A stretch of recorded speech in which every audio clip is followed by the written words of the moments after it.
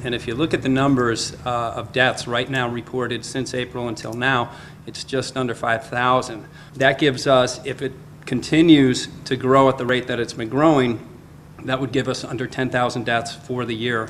The CDC reported in 2003 that each year it's estimated that 500,000 people would die from the seasonal flu. So we're dealing with a very strange and creepy scenario, especially with the response globally being directed through the Pentagon. U.S. Northern Command is in charge militarily around the entire globe in terms of the public health response to this virus, which doesn't appear at this point to be highly lethal or even more virulent than the normal flu.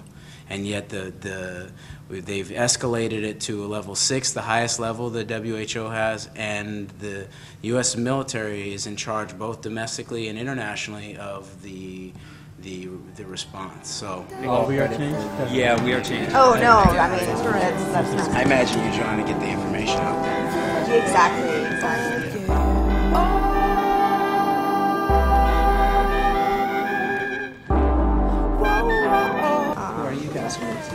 We're with the Institute.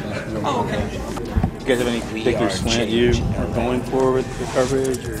Yeah, in terms of we're trying to sort of get the public health officials to answer why there's so much odd stuff going on around how aggressive the vaccinations are being pushed, especially in the United States. Because his answer around the way the Mexican government is treating it seemed much more.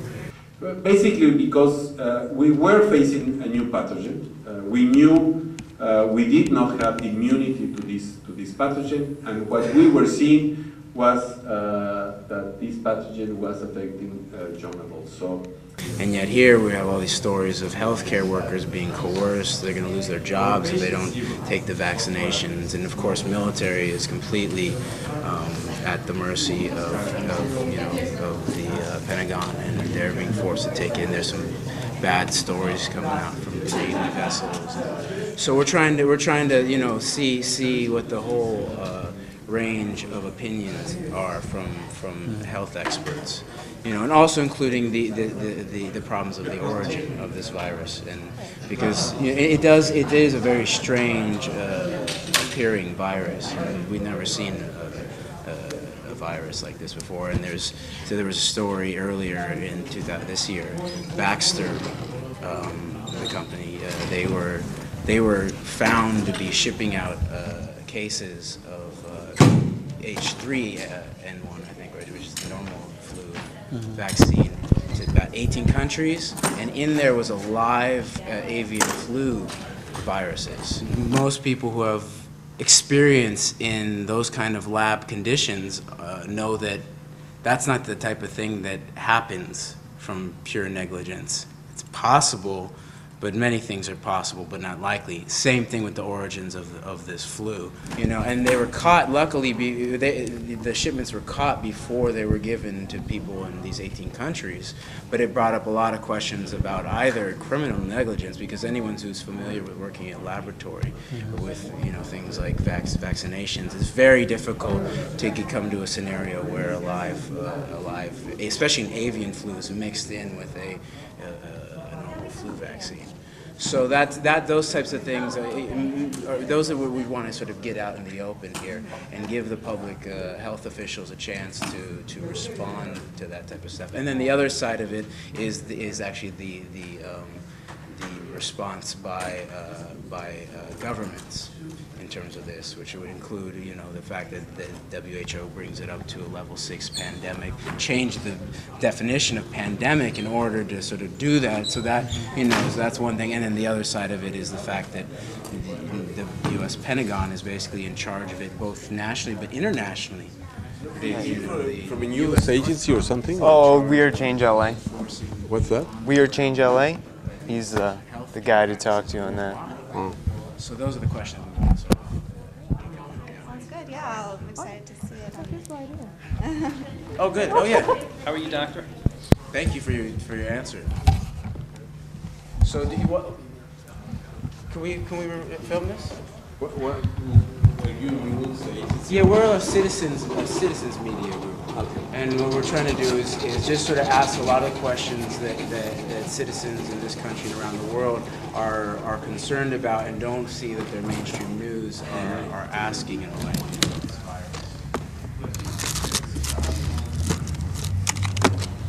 You're familiar with Maybe not sure, because he's actually here. What's that? Because you're maybe not shoot this, because we weren't expecting Oh, okay. coverage. We didn't know you guys were coming. Okay. So, People are waiting.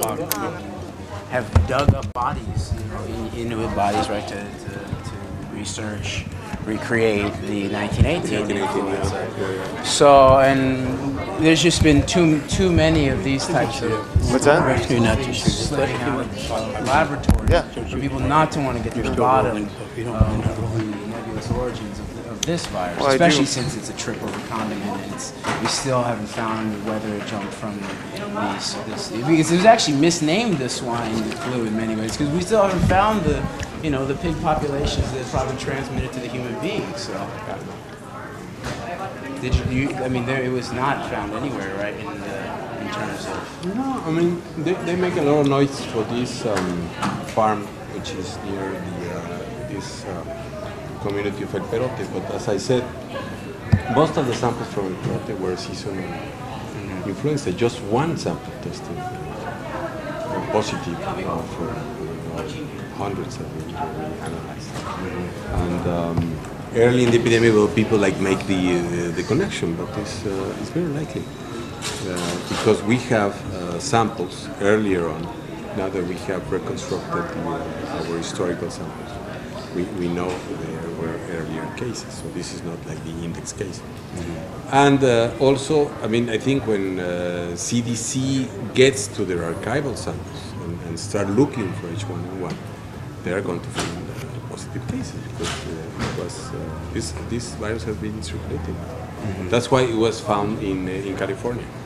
And what's your perspective of how quickly it was put up by the WHO to a level 6 pandemic, and the actual definitions of pandemic changed in order for that to occur? Well, because they didn't know exactly what we were seeing. We didn't know even what we had. You were freaked. You were a little freaked out. We were acting. I think on retrospectively, we acted a little bit. We overreacted. However, it's better to overreact than underreact. But since then, it seems it should have been modulated back down. Okay, we're letting him talk. He's not expecting press for this, okay? You guys shot in there. We asked you not to shoot. That's all we ask, okay? Give us a little break, okay? If you want to talk, let him talk, but just don't record. He can't talk for himself? I'm speaking for him as part of his representative, okay? Okay, he wasn't expecting press for this, okay? So, we know you're getting your interview here, okay? You don't mind? Well, he actually just wants to read. Okay, I appreciate your time. Doctor, I just had one quick question. Here in America, we're seeing mandatory vaccines in certain areas. And thanks, you guys. Thanks for coming. Thank you. Thank you.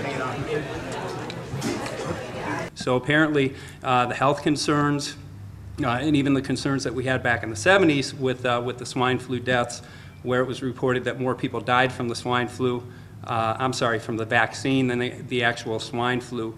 It didn't really seem like it was a concern for him, so he was going to support Big Pharma by supporting the vaccinations when they come to Mexico. I told him about the Baxter story. He didn't seem that concerned by that, so that made me concerned. And then the folks who ran the event were concerned, I guess, that we were filming and that we were acting as press, having not notified them, and that he wasn't prepared for that.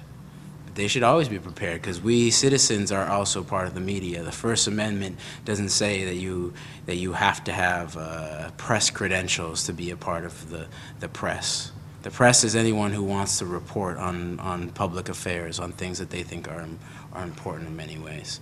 So, and we thought that getting some of these questions out there were important. But anyway, thanks for stopping by. All right, thank you for the event. Thank you for Appreciate coming. it. I appreciate your time. All right. Thank you. Take care, Kevin. Take care. All right. You know, I definitely think that we had an effect with the people that were here and the people that will watch this. So overall, I think people will begin to get awakened and question vaccination. So I think it went well. Great, thank you, man. Thank you. Great. That's it, I guess. All right, man. Cool.